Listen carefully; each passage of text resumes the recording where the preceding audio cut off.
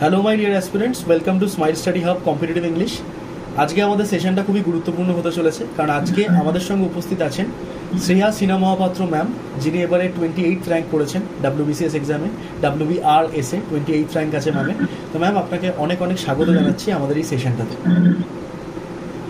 Thank you so much. এই প্ল্যাটফর্মে আসতে পেরে আমার ভীষণ ভালো লাগছে। তো ম্যাম, আমি আজকে আমাদের যারা অ্যাসপিরেন্টরা রয়েছেন, যারা পশ্চিমবঙ্গে প্রিপারেশন নিচ্ছেন, তাদের জন্য কিছু টু দ্য পয়েন্ট এবং স্পেসিফিক প্রশ্ন আপনার সামনে রাখবো, এবং আপনি আপনার এই গ্রেটফুল টাইম থেকে আপনার কিছু গ্রেট স্পিচ আমাদের সাথে শেয়ার করবেন, যেটা স্টুডেন্টদেরকে অনেক কাজে লাগতে চলেছে। তো ম্যাম, প্রথম প্রশ্ন যেটা আমি আপনার কাছে রাখবো সেটা হচ্ছে, দেখুন, আপনার স্কুল, কলেজ এবং এই বিস্তর বিষয়ে ইউটিউবে প্রচুর ভিডিও অ্যাভেলেবেল আছে। তো আমি স্টুডেন্টদেরকে এক্ষেত্রে রিকোয়েস্ট করবো আপনার বিহাফে তারা ওই ভিডিওতে ওইগুলো পেয়ে যাবে, যাতে তাদের ডাবল করে দেখে সেই টাইমটা ওয়েস্ট না হয়, because they are also preparing for civil service. তো আমি শুরুতেই চলে আসছি আপনার বুক লিস্ট।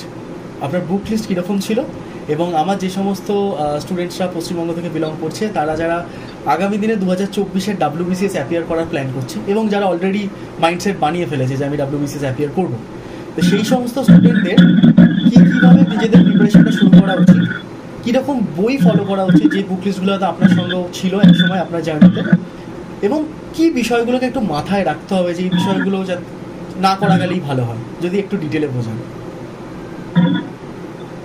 ওকে, তো WBCS এ যেরকম হিস্ট্রি একটা ভীষণ প্রাইমারি রোল থাকে হিস্ট্রি, তো সেক্ষেত্রে হিস্ট্রি বা জিওগ্রাফি সাবজেক্টগুলোর উপর ইম্পর্টেন্স দেওয়াটাই বেটার প্রথম থেকে। বাট আমি যেটা করেছিলাম, তরুণ গোয়েলের একটা এনসিইআরটি বই আছে যেটাতে প্রায় অল সাবজেক্টই কভার করা থাকে, আমি ওটা থেকে পড়তে শুরু করেছিলাম। ফার্স্ট অফ অল ওটা it's easy to read, and second of all হচ্ছে যে ওই বইটা কিন্তু প্রচুর ফ্যাক্টস আছে, এরকম নয় যে ছোট বলে মানে খুব একটা কম্প্রিহেন্সিভ নেই, অনেক ফ্যাক্টস আছে ওখানে। তো সেখান থেকে আমার মনে প্রিলিমস এর একটা হিউজ পোর্শন ওখান থেকে কভার হয়ে যায়।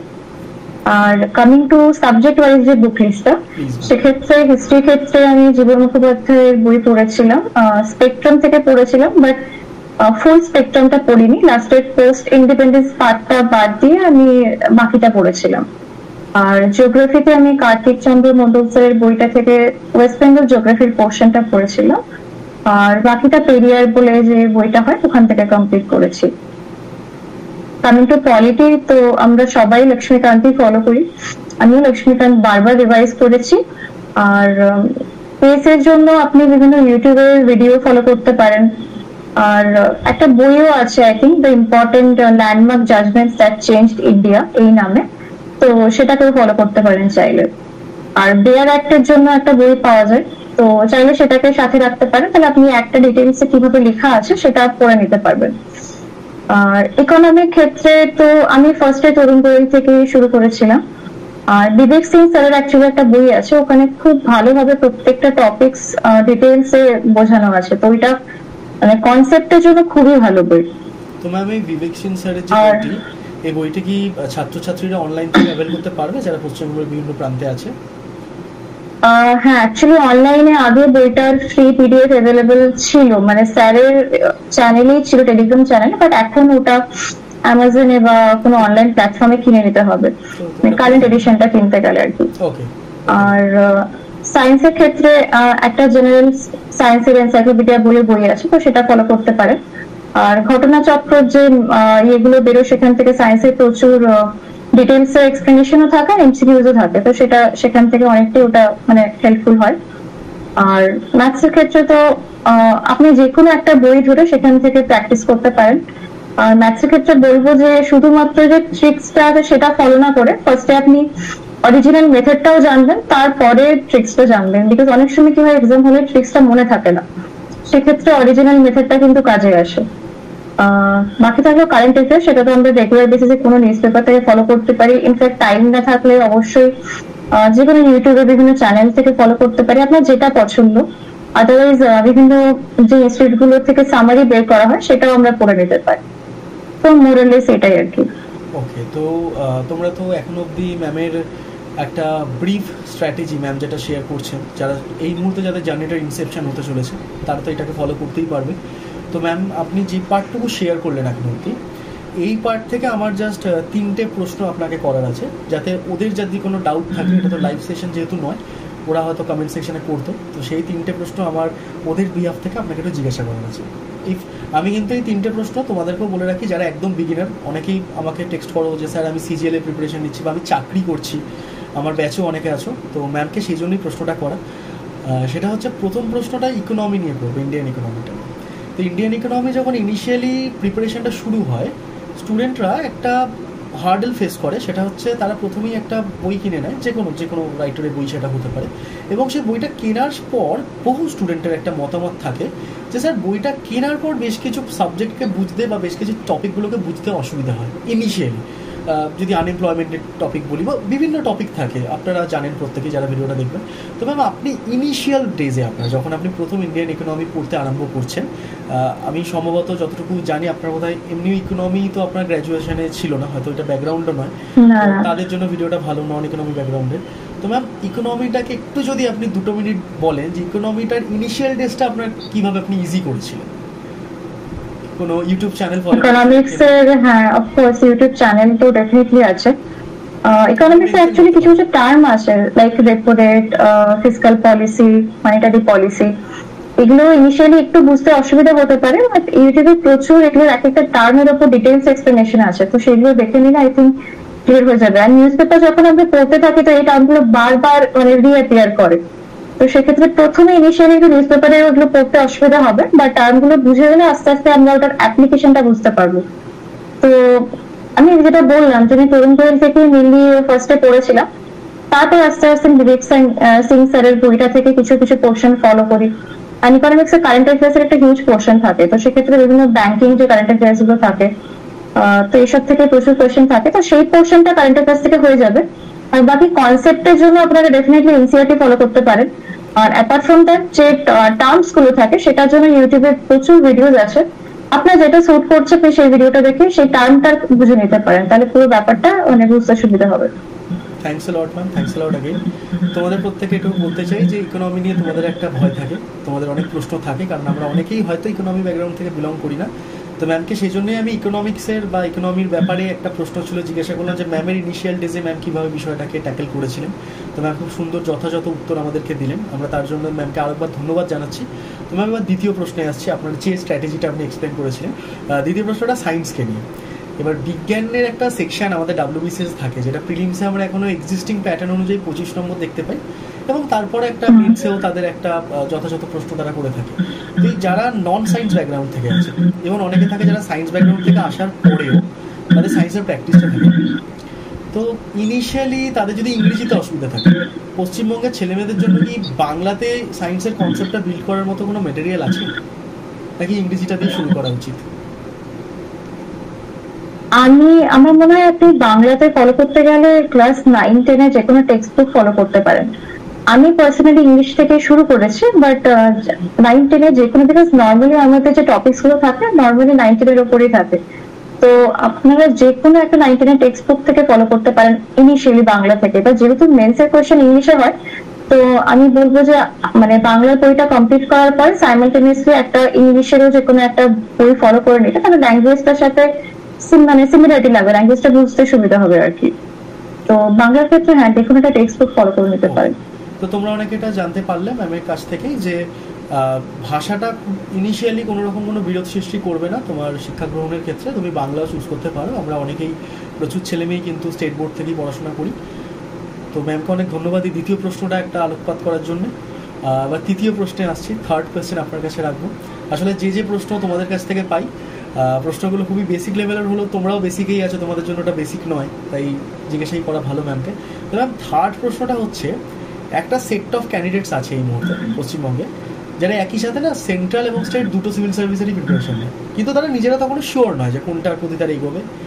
তো এইরকম একটা পরিস্থিতিতে একটা প্রশ্ন থাকে, বেশ কিছু প্রশ্ন আমি আমার লাইভ ক্লাসেও পেয়ে থাকি যখন ইংরেজি পড়াই, যে sir how to read newspaper. নিউজ পেপারকে ডেসক্রিপটিভ উন্নত করার জন্য পড়বো, নাকি কারেন্ট অ্যাফেয়ার্স উন্নত করার জন্য পড়বো? স্যার আমার তো 2-3 ঘন্টা লেগে যাচ্ছে নিউজ পেপার পড়তে গিয়ে, ইংরেজি নিউজ পেপার পড়বো না বাংলা নিউজ পেপার পড়বো, অফলাইন পড়বো না অনলাইন পড়বো? এরকম একটা বিবিধ প্রশ্ন আপনার সামনে আমি রাখছি। আপনি একজন অফিসার, আপনি যদি বিষয়টাকে একটা সামঞ্জস্যপূর্ণভাবে যদি একটু ওদের সাথে শেয়ার করেন যে নিউজ পেপার রিডিং ব্যাপারটাকে 2025-এ কীভাবে দেখা উচিত, কারণ সব কিছুই তো বদলায়, স্টাইল, স্ট্র্যাটেজি, একটু নিউজ পেপার রিডিং নিয়ে একটু যদি কিছু বলেন। নিউজ পেপার রিডিং এর ফার্স্টে এটা জানা উচিত যে কি পড়বো না, বিকজ একটা নিউজ পেপারে হিউজ অনেকগুলো পেজেস থাকে, তো ফার্স্টে এটা জানা উচিত কি পড়বো না। তো জেনারেলি পলিটিক্যাল নিউজ বা অ্যাকচুয়ালি কি হয়, নিউজ পেপার তো বিভিন্ন সিটির ক্ষেত্রে আলাদা আলাদা হয়। তো সাপোজ দিল্লি বেসড কোনো নিউজ বেরোলো, মানে যেটা একেবারে লোকাল অব্দি সীমিত, তো সেই নিউজগুলোকে আমরা অ্যাভয়েড করতে পারি, বা পলিটিক্যাল নিউজ এগুলো আমরা অ্যাভয়েড করতে পারি। যেগুলো আমাদের মেইনলি ফোকাস, তার মধ্যে একটা তো ডেফিনেটলি এডিটোরিয়াল, একটা হচ্ছে সায়েন্স এন্ড টেকের উপর প্রচুর ইনোভেশনের উপর নিউজ আসে, স্পোর্টস এর নিউজ আসে, বা বিভিন্ন টাইপের যখন নতুন কোনো রুলস বেরোয়, ল বেরোয়, তো সেটার উপরে ডিটেলস এক্সপ্লেনেশন বেরোয়, বা ইকোনমিক ক্ষেত্রে যখন কোনো পলিসি চেঞ্জ হয় তো সেই সব নিয়ে ডিটেলস এক্সপ্লেনেশন বেরোয়। তো এইগুলো হচ্ছে আমাদের জেনারেলি পড়ার টপিকস। এরপরে ফার্স্টের দিকে নিউজ পেপারটা পড়তে ডেফিনেটলি অসুবিধা হবে, তো একটা সার্টেন টাইম হয়তো লাগবে 2 ঘন্টা, বাট আস্তে আস্তে এটা 45 মিনিটস টু 1 আওয়ারে চলে আসবে, কারণ ফার্স্টের দিকে আমরা টার্মস গুলো বুঝে উঠতে পারি না, যে কোনো সাবজেক্টেই সেটা, তো সেটা ফার্স্টে একটু বুঝতে অসুবিধা হবে। But I think within 4 to 5 months এর মধ্যে আমরা টাইমিংটা নিউজ পেপারে কমিয়ে ফেলতে পারবো। আর নিউজ পেপারের ক্ষেত্রে আমার পার্সোনালি মনে হয় যে মেইনস এর ক্ষেত্রে আর মানে ইন্টারভিউ ক্ষেত্রে নিউজ পেপারটা বেশি দরকার পড়ে, কারণ প্রিলিমস এর ক্ষেত্রে অনেক সময় নিউজ পেপার অনেক ছোট জায়গা থেকে, ছোট একটা ফ্যাক্ট থেকে জিজ্ঞেস করা হয়, সেটা অনেক মিস করে যায়। সেটা কিন্তু কোনো যে নোটস গুলো হয় বিভিন্ন ইনস্টিটিউটে সেখান থেকে আমরা পেয়ে যাবো, বাট মেইনস এর ক্ষেত্রে ইন্টারভিউ ক্ষেত্রে তো স্পেসিফিক্যালি নিউজ পেপারটা খুবই সিগনিফিকেন্ট হয়ে যায়। অ্যান্ড স্পেসিফিক্যালি ইউপিএসসি মেইনস এর ক্ষেত্রে নিউজ পেপার থেকে অনেক কোটস আমরা ইউজ করতে পারি। ডাব্লিউবিসিএস মেইনস এর ক্ষেত্রে যেহেতু এমসিকিউ ডেসক্রিপটিভ হয়, বাট স্টিল মানে কাজে তো ডেফিনেটলি আসে। আর ইন্টারভিউ ফেজে সব থেকে ইম্পর্টেন্ট জিনিস হচ্ছে নিউজ পেপার। তো এটাই আর কি। Thanks a lot ma'am. ম্যামকে আমরা প্রশ্নটা করেছিলাম এবং ম্যাম কিন্তু তোমরা নিজেরাই দেখতে পেলে অত্যন্ত ডিটেলে গাইড করলেন বিষয়টা নিয়ে। এবং প্রত্যেক ডাব্লিউবিসিএস এর কথা যদি বলি, ইউপিএসসির কথাতে যাচ্ছি না, ওদের তো রিক্রুটমেন্ট প্রসেস ঠিকঠাক সময়তেই হয়ে থাকে, অন্তত বিগত 10 বছরে তাই দেখছি।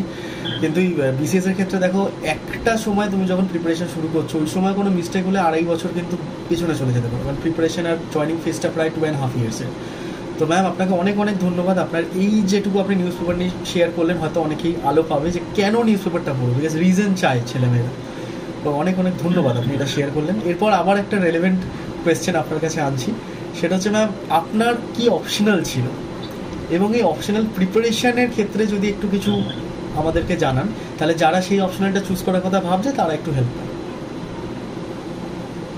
ফার্স্ট অফ অল আমার তো অ্যানথ্রোপোলজি ছিল, অ্যান্ড আমার গ্রাজুয়েশন সাবজেক্ট হচ্ছে ম্যাথমেটিক্স, বাট স্টিল মানে আমি ফার্স্টে ইনিশিয়ালি ভেবেছিলাম যে ম্যাথমেটিক্স নেব, বাট আমার মনে হয়েছিল যে এতগুলো সেমিস্টারের টোটাল টপিকসটা কম্পিউটার নিজে করতে পারবো না, তো সেই ওয়াইজ আমি গাইড পাইনি সেই সময়। তো আমি অ্যানথ্রোপোলজি নিই, অ্যান্ড তারপর সাবজেক্টটাকে মানে চেক করেছিলাম সিলেবাসটা, মনে হয়েছিল যে এটা যেহেতু আর কি 11-12 অব্দি বায়োলজিটা পড়েছি, সেক্ষেত্রে মনে হয়েছিল যেটা আমি নিজেই কভার করতে পারবো। তো অ্যানথ্রোপোলজি আমি পুরোটা নিজেই কভার করেছি। তো সেক্ষেত্রে অ্যানথ্রোপোলজির ক্ষেত্রে কতগুলো বেসিক টেক্সট বুক তো অবশ্যই আমরা ফলো করি। তো এমবেডেড একটা বই হয়, অ্যান্ড বিবেক ভাসনি স্যারের একটা বই আছে, অক্ষত জৈন স্যারের একটা বই আছে। তো এইগুলো কি আমরা অ্যাজ আ বেস ফলো করতে পারি, অ্যান্ড সেম মানে প্রত্যেকটা সাবজেক্টের মধ্যে অ্যানথ্রোপোলজির ক্ষেত্রেও এটাই খাটে যে কোনো একটা টপিক হয়তো বুঝতে পারলাম না, সাপোজ জেনেটিক্স এর কোনো একটা টপিকস, তো সেটা আমরা ইউটিউবে প্রচুর অ্যানিমেটেড ভিডিওস আছে এবং ডিটেলসে এক একটা টপিক ধরে ধরে এক্সপ্লেনেশন আছে, তো সেইগুলোকে আমি ফলো করলে ওই পার্টিকুলার টপিকসটা কিন্তু আমরা বুঝতে পারবো। এটা স্পেসিফিক্যালি কেউ যদি নন সায়েন্স ব্যাকগ্রাউন্ড থেকে আসে, তো আই থিঙ্ক ইউটিউবে অনেক জায়গাতে সেটা কিন্তু মানে ক্লিয়ারলি মানে ডিটেলস এক্সপ্লেনেশন করে দেওয়া আছে। আর অ্যানথ্রোপোলজির দুটো পার্ট, একটা হচ্ছে ফিজিক্যাল পার্ট, একটা হচ্ছে সোশ্যাল পার্ট। তো ফিজিক্যাল পার্টের মধ্যে জেনেটিক্স আছে, ইভলিউশন আছে, আর সোশ্যাল পার্টের মধ্যে ম্যারেজ আছে, কালচার আছে, তো এই টপিকস গুলো আছে। সোশ্যাল পার্টটা ইজ কম্পারেটিভলি মানে ইজি ম্যাক্সিমাম স্টুডেন্টের ক্ষেত্রে। আর ফিজিক্যাল পার্টে আমি বলবো যে যখন আমরা অ্যান্সার রাইটিং করি, তো ম্যাক্সিমাম অ্যান্সারের ক্ষেত্রে যদি আমরা ফ্লো চার্ট, ডায়াগ্রামস এগুলো দিই, তো খুবই সুবিধা হয়, মানে অ্যান্সারের মার্কসটা পেতে সুবিধা হয় আর কি। আর অ্যাপার্ট ফ্রম দ্যাট আমি ইগনোর কিছু ম্যাটেরিয়ালস ফলো করেছিলাম, কিছু স্পেসিফিক ম্যাটেরিয়ালস, নট অল। সেখান থেকে কিছু কিছু মানে যে জিনিসগুলো আমি অন্য জায়গা থেকে পাইনি, সেগুলো ডিরাইভ করে করে কপিতে লিখে রাখতাম। ইনফ্যাক্ট অনেক টপার্স এর মানে অ্যানথ্রোপোলজির নোটস ফ্রিতে অ্যাভেলেবেল আছে। আমি এখানে নাম নেব, আপালা মিশ্রা ম্যাম ইউপিএসসি তে 9th র্যাঙ্ক করেছিলেন, তো ওনারও ম্যাটেরিয়ালস গুলো মার্কেটে অ্যাভেলেবেল থাকে ফ্রি। তো ওখান থেকেও কিছু কিছু টপিকস আমি জানতে পেরেছিলাম। তো এইভাবে টপার্স এর অ্যান্সার থেকে আমরা হেল্প নিতে পারি। আমি তো স্পেসিফিক্যালি মানে টপার্স এর অ্যান্সার থেকে গাইডেন্স পেয়েছিলাম যে কি করে how to write the answer. তো এটাই আর কি। Thanks a lot ma'am. যারা অ্যান্সার নিচ্ছ, আমার ব্যাচেও দেখলাম প্রচুর ছেলে মেয়ে বলছো স্যার অ্যান্সার নিচ্ছি, প্রত্যেকে ভিডিওটা কাইন্ডলি দেখো, বিকজ ম্যাম একদম বেসিক থেকে যদি সেলফ স্টাডিও করো ইনিশিয়ালি, সেলফ স্টাডি কিটগুলো কীভাবে তোমরা ডিরাইভ করতে পারো ইন্টারনেট থেকে, ম্যাম সেটা বললেন যে টপারদের যে রাইটিংগুলো অ্যাভেলেবেল আছে জাস্ট পিডিএফটা ডাউনলোড করলেই ম্যামদের হাতের লেখাটা পড়তে পারলে বাকিটা ইজি হয়ে যাবে। তো সেক্ষেত্রে ওটা একটু শুরুর দিকে চ্যালেঞ্জেস থাকে অনেকের, আমিও চ্যালেঞ্জ ফেস করেছি। তো ম্যাম এই অ্যান্থ্রো নিয়েই দুটো প্রশ্ন স্টুডেন্টদের থাকে। প্রথম প্রশ্ন যেটা থাকে ইনিশিয়াল স্টেজে, যে ভাষা কি কোনো বেরিয়ে হতে পারে ইংরেজি বা বাংলা? না, একদমই না, মানে কোনোভাবেই না। আমি ইংলিশে পড়েছি, ডাব্লিউবিসি এর ক্ষেত্রে বাংলাতে প্রচুর মেটেরিয়াল অ্যাভেলেবেল আছে। তো যে ভাষায় স্বাচ্ছন্দ্য সে সেই ভাষাতেই করতে পারে। কারণ আমরা তোমাদের বাংলার ছাত্রছাত্রী থেকে জানতে পারি যে কিছু কিছু সাবজেক্ট হয়তো বাংলায় সেই ধরনের মেটেরিয়ালে কে কম্পিটিশনে তারা পিছিয়ে যাচ্ছে। তো ইনিশিয়ালি তোমরা জেনে নাও যে অ্যান্থ্রো যদি তোমরা বাংলায় লিখতে চাও, ম্যাম এখানে বললেন বাংলাতেও তোমরা সঠিকভাবে পড়াশোনা করলে সমস্ত রকম গাইডেন্সই বাংলায় পেয়ে যাবে, অসুবিধা নেই। তো ম্যাম অ্যান্থ্রো নিয়ে দ্বিতীয় প্রশ্ন, সেটা হচ্ছে অ্যান্থ্রোর একটা সময় একটা বেশ ঝড় এসেছিল আমাদের ডাব্লিউবিসিএস এর ক্ষেত্রে, অ্যান্থ্রোর ঝড় এখনো চলছে প্রায়। তো এই অ্যান্থ্রো সাবজেক্টটা মোটামুটিভাবে স্টুডেন্টদেরই প্রশ্ন থাকে যে এই সাবজেক্টটাকে পিক করলে সিলেবাসটা কমপ্লিট করতে কতদিন সময় লাগে। কিছু কিছু ধরুন আছে সাবজেক্ট যেগুলো মোটামুটি 1 বছরও লাগতে পারে, এতটাই লেন্দি, মাদার সাবজেক্ট সেগুলো সব অন্যান্য। তো অ্যান্থ্রো মোটামুটি সিলেবাসটাকে একজন বিগিনার কিভাবে অ্যাকসেপ্ট করতে পারে? ইজ ইট কনসাইজ, 4-5 মাসে কভার করা যায়? অ্যান্থ্রো সাবজেক্টটার প্লাস পয়েন্টস কি আছে যদি কিছু থাকে? অ্যান্থ্রো সাবজেক্টটা আমার পার্সোনালি মনে হয় যে 6 to 7 মান্থস এর মধ্যে ডেফিনেটলি কমপ্লিট করা যায়। আর অ্যান্থ্রোর একটা পজিটিভ হচ্ছে এটা কিন্তু আর্টস প্লাস সায়েন্স ব্যাকগ্রাউন্ডের দুজন স্টুডেন্টই কিন্তু এটা লেভেল করতে পারবে, বিকজ এখানে আর্টস আর সায়েন্স দুটোরই টপিকস আছে। এরকম যে হেভিলি সায়েন্সের উপর বেস্ট টপিকস আছে বা হেভিলি আর্ট বেস্ট টপিকস আছে, মানে দুটোকেই কভার করা হয়েছে। আর অ্যান্থ্রো টপিকসটা যেটা ইজ হিউম্যান বেসড, তো সেক্ষেত্রে মানে টপিকস গুলো ফার্স্ট অফ অল অ্যাভেলেবেলও আছে আমাদের বিভিন্ন ইউটিউবে এন্ড অল দ্যাট। এন্ড আমার মনে হয় টপিকস গুলো বুঝতেও কিছু কিছু পার্ট বাদ দিয়ে বুঝতেও সুবিধা হয়। তো আর অ্যানথ্রোপোলজির ক্ষেত্রে ডাব্লিউবিসিএস এ একটা ধারণা আছে যে এটা স্কোরিং অপশনাল, বাট একটা কথা এক্ষেত্রে যে অ্যানথ্রোপোলজি কিন্তু লাস্ট 3 or 4 years ধরে ডাব্লিউবিসিএস এ যথেষ্ট একটা স্ট্যান্ডার্ড কোশ্চেন করা হচ্ছে। ইনফ্যাক্ট ইউপিএসসি আর ডাব্লিউবিসিএস এর প্রায় কাছাকাছি স্ট্যান্ডার্ডের অ্যান্সার কোশ্চেন কিন্তু করা হয়।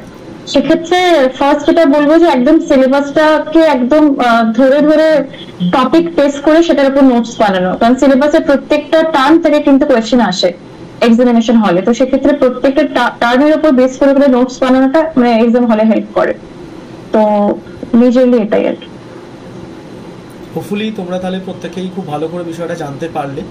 এই through out the video, through out the সেশনে ম্যাম যতটা সময় দিয়েছেন, আমি তোমাদের প্রশ্নগুলোকেই প্রসঙ্গ হিসাবে ম্যামকে তুলে দিয়েছি এবং ম্যাম সেগুলো থেকেই তার উত্তর দিয়েছেন তার এক্সপিরিয়েন্স থেকে।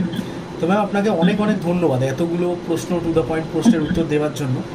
আমি একজন সামান্য মেন্টার হিসেবে বুঝতে পারবো না, কিন্তু এই প্রশ্নগুলো বিগত 3-4 বছর ধরে স্টুডেন্টরা করছে, খুব বেসিক প্রশ্নগুলো, কিন্তু তাদের ইনিশিয়াল ডেজে প্রশ্নগুলো খুব থাকে। তো শেষ প্রশ্ন আজকের এই সেশনে, এবং তোমরা এখনো অবধি যারা সেশনটা দেখছো ডেফিনেটলি আমার কমেন্টে জানিও যে এই প্রশ্নগুলো তোমাদের আদৌ কাজে লাগছে কিনা। ম্যামের বাকি সমস্ত ওয়্যার অ্যাবাউটস অ্যান্ড বাকি প্রশ্ন তো বিভিন্ন জায়গায় পেয়ে গেছো, কিন্তু ম্যামকে আরও 2-3টে প্রশ্ন দিয়ে কষ্ট আমরা করলাম যাতে ম্যাম সেই প্রশ্নের উত্তরগুলো দিতে পারে। তো আজকের দিনের শেষ প্রশ্ন হচ্ছে, কিছু স্টুডেন্টের বক্তব্য থাকে স্যার টপার কি এমন কোনো অফলাইন এমসিকিউ বুক ফলো করেছে?